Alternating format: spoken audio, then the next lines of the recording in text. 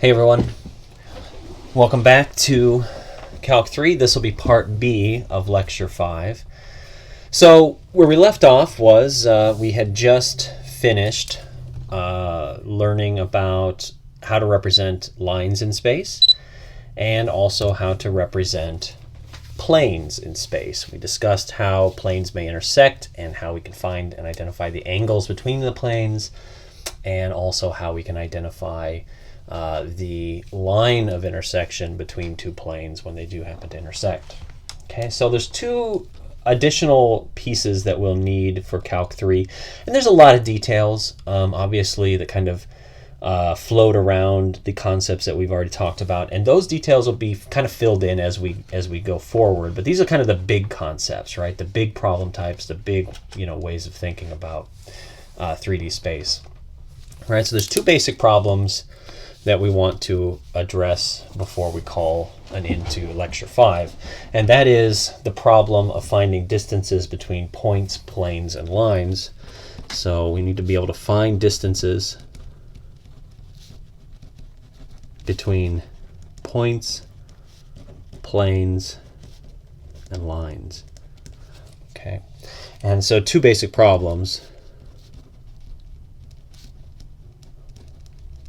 Okay, the first one is find the distance between a point and a plane.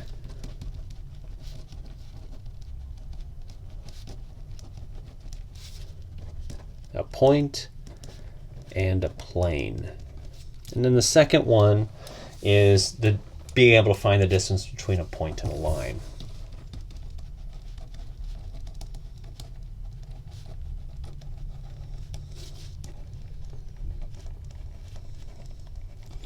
Okay, and the way we solve these two problems is very intuitive, actually.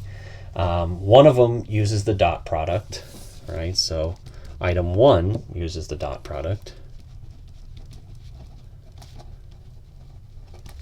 And item 2 uses the cross product.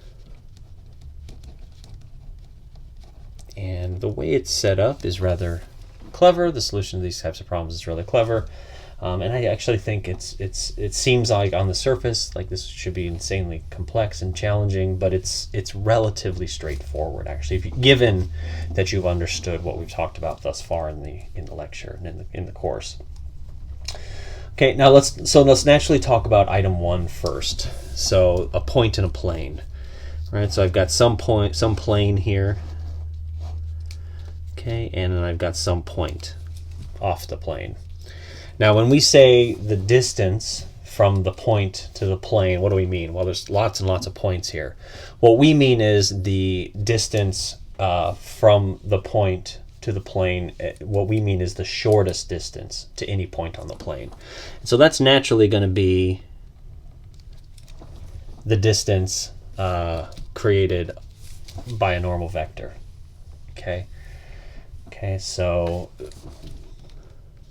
for 1, we mean the distance from a given point to the closest point on the plane. Not the farthest point on the plane, not some random point in between the closest and farthest, but the closest. Right, and this is going to imply a normal line to the plane.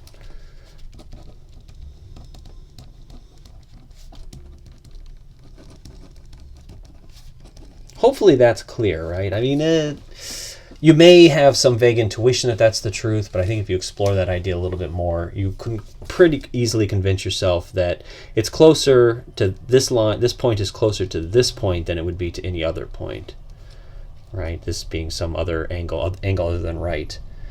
Naturally, there are all kinds of them, right? I can come out here, right? This one is clearly longer. This one is longer. The shortest one is always the one that implies a normal line.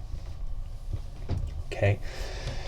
And so here's a theorem we can use to identify this distance. Okay, so theorem: the distance between a plane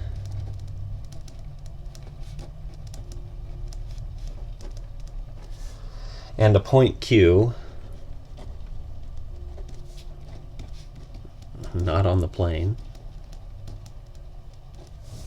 okay, is, right, it's given by this, so D will be equal to the projection of whatever PQ, right, so P is, Q is a point not on the plane, so that's like this guy up here, okay, and so the projection of PQ onto a normal vector between the point Q and the plane. Okay.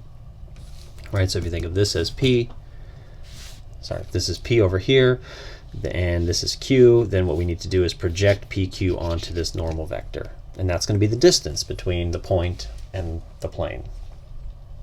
Okay. And this can, of course, be simplified some. Right. Well, what does this mean? Well, what is the projection? Right. Well, it's the, it's the dot product of PQ and the normal vector n. You got to take the absolute value of that, and then you divide it by the norm of n. Okay, that's how you get that projection.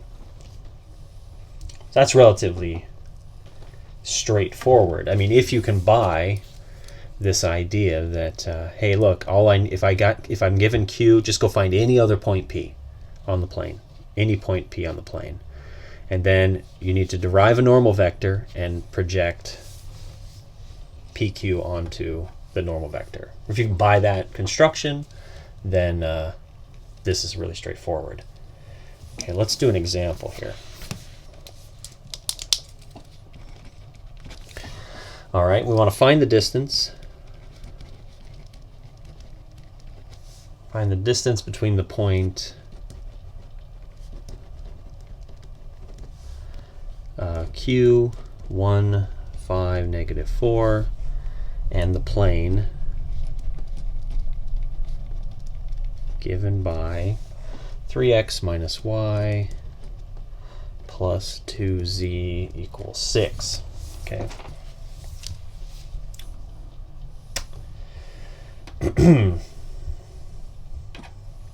All right, so let's find a normal vector to start with to this plane, right? Now you're always given one if the plane is written in standard form. You know that your normal vector could be 3, negative 1, and 2. Okay, so that's normal to the plane. Next, let's go find an arbitrary point P in the plane. Okay.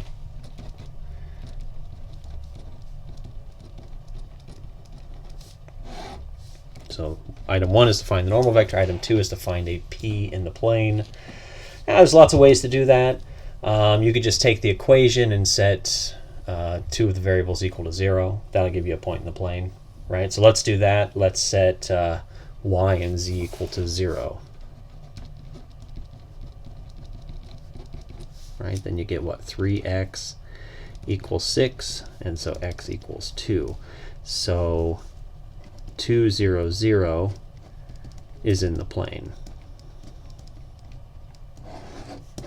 Okay, so you got that piece. All right. Okay. Very good. So we've got a normal vector. We've got a point P in the plane. So our normal vector is, what did we say it was? I lost it here. 3, negative 1, 2. And P in the plane is the point 2, 0, 0. Okay. All right. Now we need the vector PQ, the vector that goes from P to Q, right? So P is in the plane, Q is the point outside the plane. We just need to create a vector there. All right, so PQ, okay, that's going to be 1 minus 2, 5 minus 0, and negative 4 minus 0. All right, so 1, 5, negative 4, that's the given P. or sorry, that's the given q, and then p is this 2, 0, 0. So 2, 0, 0. Subtracting all that off. And we get negative 1, 5, negative 4, right? So that's the vector PQ. And so remember, what we're interested in here is the projection of PQ onto n. Okay, so the distance is equal to the projection of PQ onto n. Okay, and so that's found by taking PQ, dotting it with the normal vector, and dividing by the norm of the normal vector. And that's going to be the absolute value of the dot product up top there. Okay, so we can do this pretty easily. So we have negative 1, 5, negative 4. We want to dot that against 3, negative 1, 2. Right, so the normal vector up here, PQ is here, needs to be the absolute value.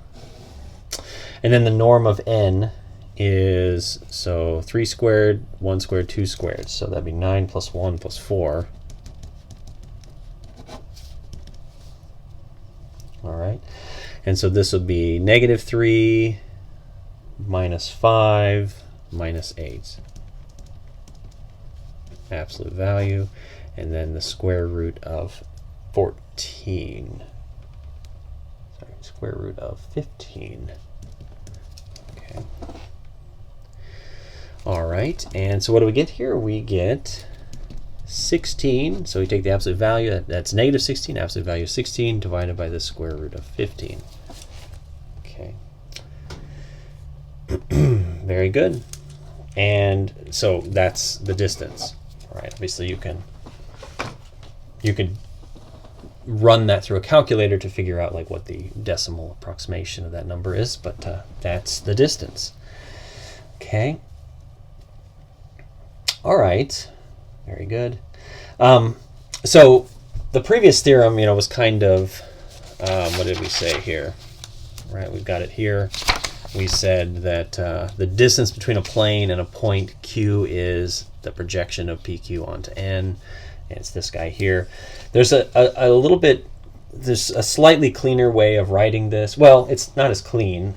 It's not that it's not clean. It's just that it's a little bit more formulaic, if you will. So let's flush that out here. So from the previous theorem,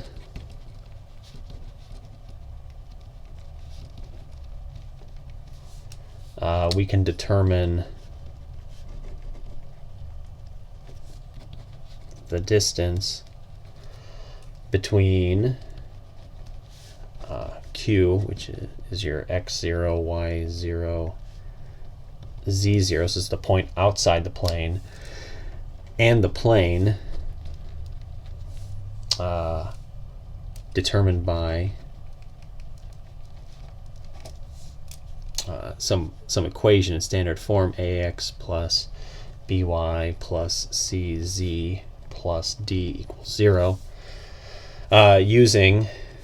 So from the previous theorem, we can determine a distance between Q and the plane using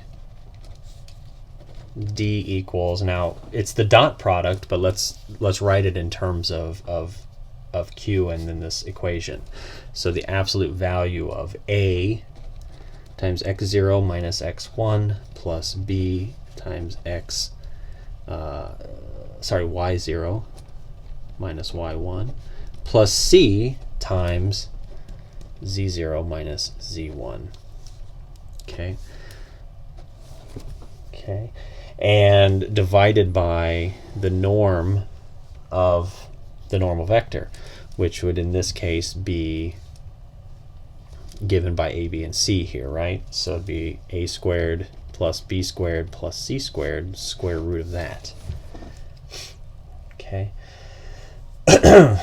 And another way to write this then would be to, once you multiply this top thing out, you get a times negative x1, and then b times negative y1, and then c times negative z1.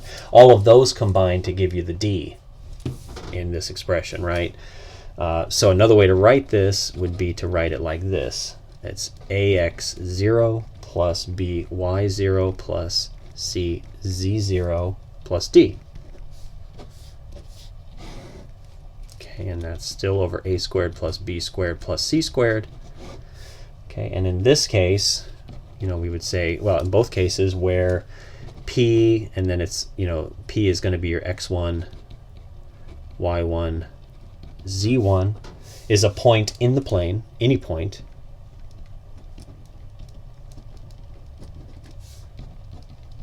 Okay, and d would be equal to, now you have to take the negative here of ax1 plus bx, or by1 plus cz1, right? So that's this part here, ax1, by1, cz1, right? And so that's what you get for d. Okay, so d is that. Okay, and so there's just a slightly easier way at times to just do this calculation in one go. You don't have to think about the projection piece of it. You don't have to think of finding the normal vector. It's all just basically a plug and chug given the formula and the point. So let's see an example of this. And a quick example of this. So find the distance between the two parallel planes. Between two parallel planes given by, okay, so I've got 3x minus y plus 2z minus 6 equals 0, and 6x minus 2y plus 4z plus 4 equals 0. Okay, so I want to find the distance between these two planes. Okay, so to find the distance between these, they're parallel, right? So you're told they're parallel. You can see that the distance direction numbers would be scalar multiples of one another. You can kind of see that. So to find the distance between these two planes, we first need to choose a plane in the first. Okay, so what we can do is we can choose some number in the first one.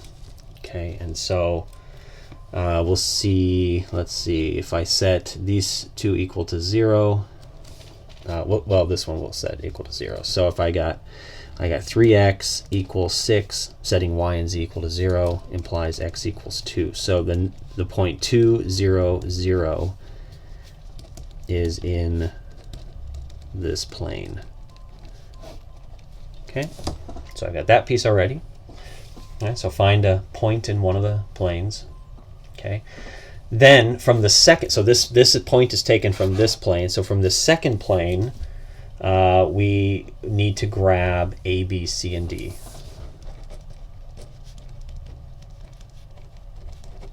So A equals 6, B equals -2, C equals 4, and what is D? D is equal to 4, right? They're just given. Okay, so I got this information from this plane, and I got this information from that plane, right? And then I can just plug all of this into that previous formula. So D is equal to AX0 plus BY0 plus CZ0 plus D, okay, absolute value, divided by A squared plus B squared plus C squared square root. Okay, plug and chug here, right? So it's 6 times 2 plus -2 times 0 plus 4 times 0 plus D, which is 4, absolute value of that, divided by 6 squared plus -2 squared plus 4 squared, and take the square root. And what do I get? 12 plus 4, so I get a 16 on the top. And then this would be 36 plus 4 plus 16. So 36 plus 4 plus 16. And so I get 16 over the square root of 56. Okay, and so that's my answer. Okay, so another way to do it, right? This slightly more compact way of thinking about it is fine, it's good, but just know that this is all based on the projection of PQ onto N, right? This is a derivation of that. It's derived from it. Okay, Now, one more topic. All right, the last thing we want to talk about is the distance between a point and a line in space. Okay, so we just got done talking about the distance between a point and a plane. So now we need the point and the line. Okay, so theorem, the distance between a point Q and a line in space is given by, okay, here the distance is equal to the cross product. I take the cross of PQ and U, okay, absolute value of that cross product, okay, and then divided by the norm of U. Okay, this is not the absolute value, it's the norm. So that's a vector, right? So the norm of the vector divided by the norm of U.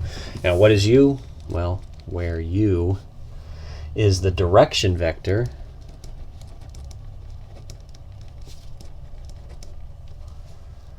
for the line, and P is a point on the line.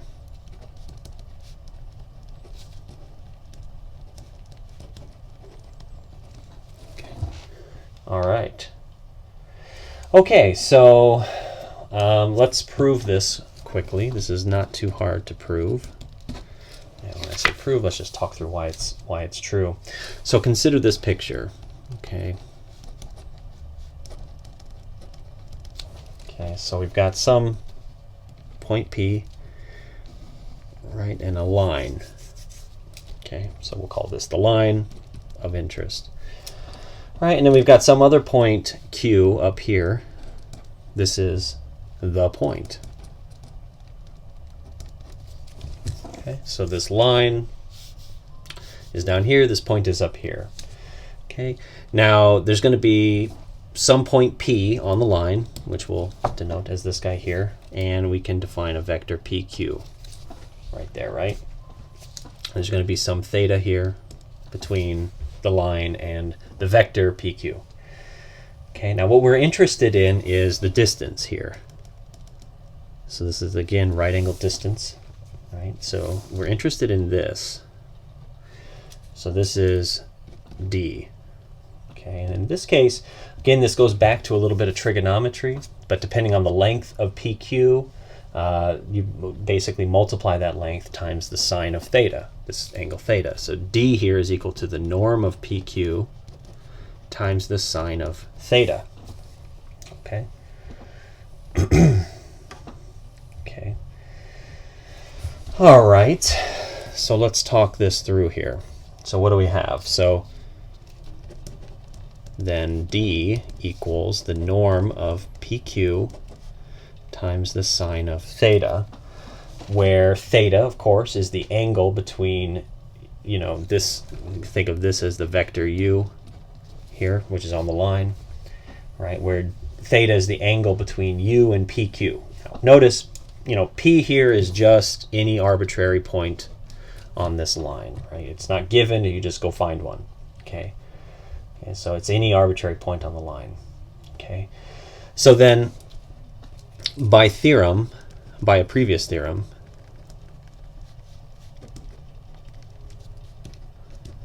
we have, what did we have, right? We had that the norm of U times the norm of PQ times sine of theta. Okay. So the length of U times the length of PQ times the sine of theta.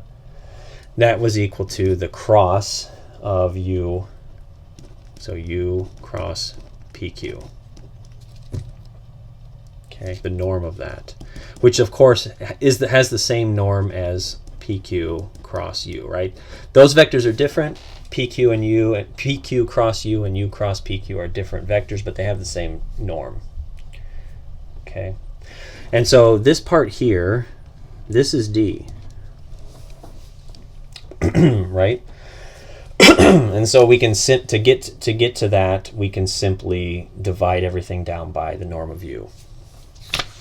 Okay, so this is a theorem that we saw earlier, right? We saw this piece here in particular earlier. This part of it is just d, so that implies that d is equal to the norm of PQ times sine of theta, which we saw in the picture, and that's equal to the norm of PQ time cross with u divided by the norm of u. Okay, just kind of taking this piece here and dividing it down. Okay. All right, so that's fairly straightforward. Just it kind of more or less follows from the geometry of the scenario and also from the previous theorem that we saw. All right, let's do a quick example here. Okay, let's find the distance. Okay, find the distance between the point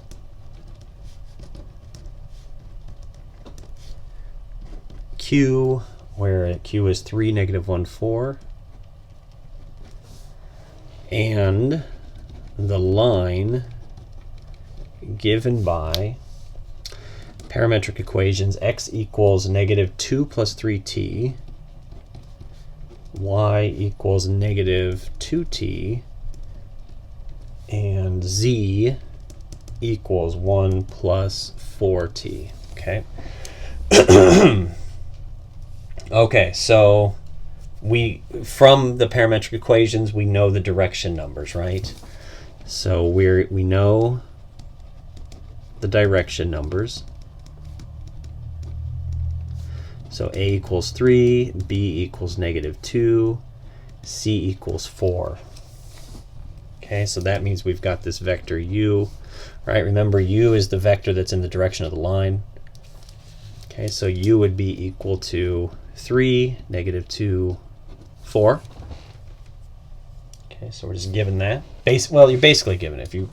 As long as you can remember to read these off, you know that's going to give you the vector in the direction of the line. Okay, so now let's just go find a point on the line, right? And so let's get the next page here. So we know u is equal to 3, -2, 4. Okay. We need to find a point on the line.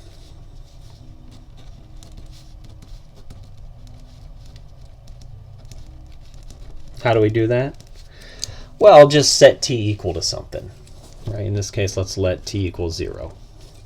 Okay, so if t equals 0, then a point P would be, well, it'd be x equals -2 plus 3 times 0, so -2. Y equals -2 times 0, so 0. And z equals 1 plus 4 times 0, so 1. So that's a point on the line. Okay, you can just set a value for t, right? It could be anything. T equals 0 is probably the easiest thing, though. Okay, so now we can find PQ. Okay, so PQ, again, you're just going to take basically your point P that you just found, and you're going to subtract that from Q. Okay, so it'll be 3 minus -2, and then -1 minus 0, and then 4 minus 1. And so what do we get? 5, -1, 3. Okay, and so now we just need the cross product, right, and the norm of u. So PQ crossed with u. Okay, that's IJK, and then it's 5, -1, 3, and 3, -2, 4. Right, so we can do that pretty quickly, and we'll get 2i minus, then it's 5 times 4 is 20 minus 6, so it'll be, so that's known as 20 minus 9, so 11j, and then minus 7k. Okay, so we can write that as 2, -11, -7. You could also leave in the IJK format if you like that. Okay. All right, so then the norm of u is all we need, and then we can just plug all this in. So the norm of, actually we need the norm of PQ cross U. Well, let's just plug it in and we'll figure it out on the fly here. So we've got, what we're looking for is D equal to PQ cross U divided by the norm of U. Right, so these are both norms. Okay, and so I need the norm of this guy, so that's 2 squared plus 11 squared plus 7 squared, square root. And then down here for U, it's 3 squared plus 2 squared plus 4 squared. I'm kind of omitting the negatives and just doing it as all positives. And so this would be 121 plus 49 plus 4, which is 174. And then this is 9 plus 4 plus 16, which is 29. Okay, and so there you go. Not a pretty number, but I think it's equal to approximately 2.45 or so. Okay, so that is how we find a distance between a point and a line. It just uses this simple kind of geometry, things that you learned in trigonometry, really. The length of the hypotenuse times the sine of theta, basically. Okay, so that'll do it for this section. Now next time when we get together, section 1.6 will be surfaces in space. So we'll knock it up a notch or two and talk about surfaces in space. And again, I think we'll grab the things that are essential to calculus, and then I think that will be the end of our kind of review. Or for most people, maybe this was a first toe dipping into three-dimensional mathematics. Most of the time, we look at stuff in 2D, and so we're probably not used to this. But that'll do it for this one, and we'll see you all next time. Take care.